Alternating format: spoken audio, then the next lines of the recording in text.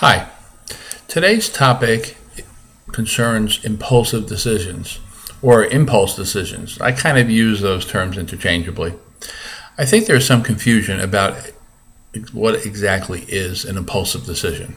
Some think of it as a quick decision. Well, they may be the same thing, but they may not be. A quick decision is one that is fast and speedy. There is a time element involved. Sometimes all you need is a short time to make up your mind. For example, if you're carrying a lot of bundles after shopping and you're approaching your car and you drop all the bundles and some very kind person rushes up to you and says, "Can I help you?" Well, you don't need 5 days to answer. You don't need 5 minutes to answer.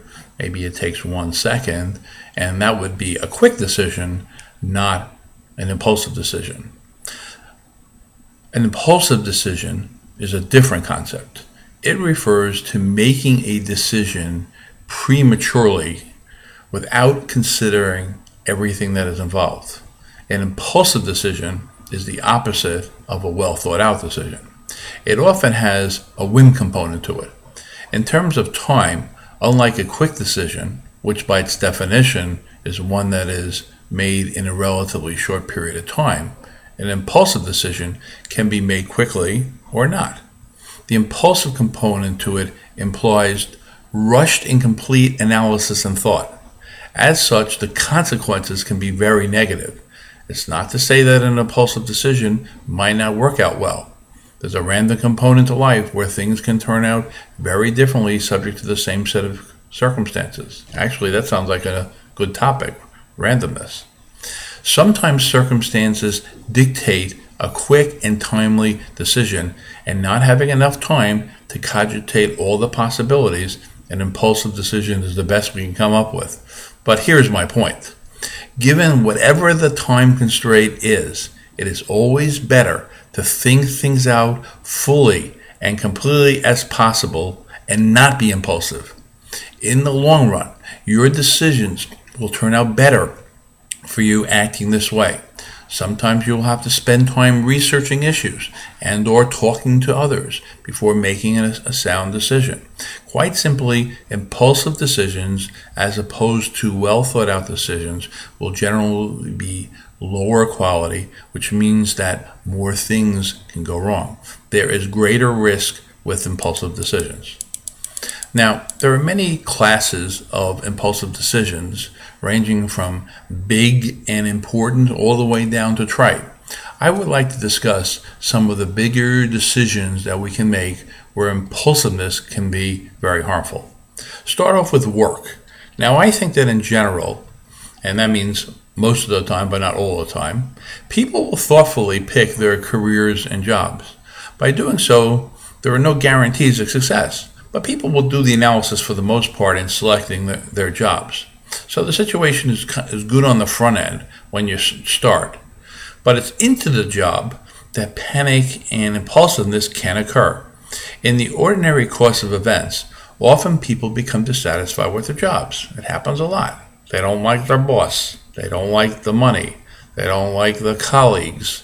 They don't like their hours. They don't like company policies and so forth. There are a lot of reasons why people become disenchanted with their jobs. So they want to change. Well, that's okay. That's fine. There's nothing wrong with considering a job switcheroo. So they might choose to look elsewhere. Sometimes a seemingly good opportunity shows up that plants the change seed. Great. But here's the problem. Whatever the reason that may cause you to consider quitting your job for another job, you need to do the analysis. You need to do the columns thing. Remember the columns thing that I described in earlier blurbs where you list the pluses and minuses, put them in columns, pluses, minuses of job you have versus the new job? Well, you need to think about that and do an intelligent relative valuation between the two jobs. A lot of times people don't do this and impulsively quit their jobs for another job without thinking it out and wind up in a worse position than the one they left. You know the expression, the grass always looks greener on the other side of the fence? Well, it might be, but it often isn't. Now, the worst case occurs when someone quits their job before having another one lined up. At the current time, when jobs are in considerable short supply, and you can be out of work a very long time, even years, this mistake can be a disaster. So I would say never quit your job unless you have another job lined up that you consider to be better than the one that you plan to leave, and a decent amount better. The only exception to this rule would be if your current job is actually detrimental to your health or the health of your family. But people seem to be more impulsive in making job changes than they should be. There's nothing wrong with changing jobs. But the key to such a move is to make sure that after quitting your job, you are indeed better off than you were in your old job.